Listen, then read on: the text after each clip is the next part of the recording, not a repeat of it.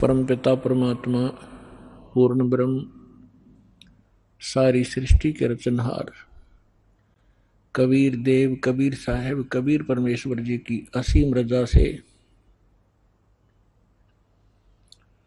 आप सभी पुण्यात्माएं सत्संग सुनने के लिए उपस्थित हुए।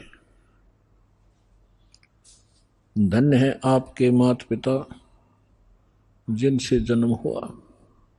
ऐसे समय में जिन पुण्यात्माओं के को मानव शरीर प्राप्त है उनके पिछले पुण्य बहुत ज्यादा है, और वो पुण्यात्माएं मानव शरीर प्राप्त उनसे भी अधिक पुण्यकर्मी हैं जिनके अंदर परमात्मा की रुचि है,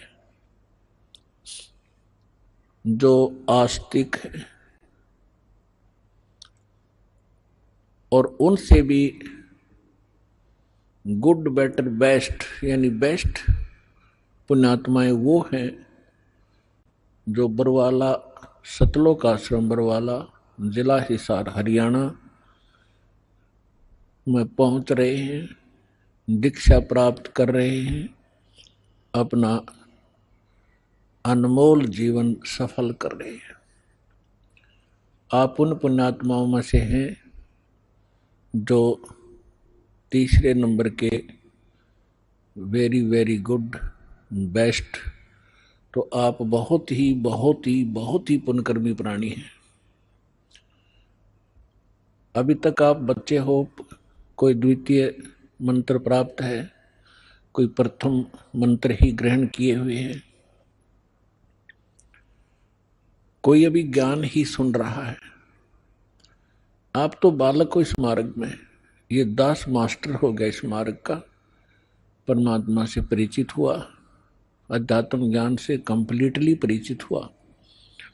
इस दास को मालूम है कि आप कितनी पुण्यात्माएं हैं जिसका कोई भी वर्णन या कोई पैमाना नहीं है जिसे नाप कर दिखा दूं। लेकिन अर्ज है इस दास की परमात्मा की इस रजा को आजीवन बनाए रखना।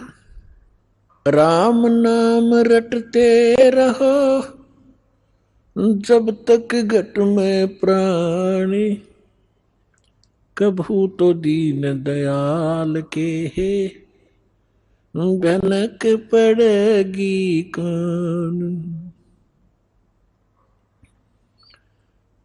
तो आप जी ने परमात्मा का जो सत्य मंत्र, सच्चा नाम, सच्ची साधना और ये मूल ज्ञान आजीवन सुनते भी रहना है और सिमरन भी करते रहना है और मर्यादा में भी रहना है। परमात्मा कहते हैं औखद खावे और पत्थर है, वही स्वस्थ होते हैं जो औषधि भी ले और पथ्य यानी परहेज रखे। तो हमारी मर्यादा इस मार्ग की परहेज है, और ये औषधि ये मंत्र है, सब साधनाएं आपने आजीवन करना है। तो सत्संग में आने से प्राणी को ज्ञान होता है कि तू कौन है, और ये जन्म और मृत्यु जिसको आप असंख्य जन्मों से झेल रहे हो, इससे पीड़ित हो, इसका रीजन क्या है, कारण क्या है? जन्म होने से पहले का आपको ज्ञान नहीं, कहां थे? और ये थोड़ा सा जीवन है, इसका कोई पूरा ये भी नहीं है कि इतना फिक्स्ड है।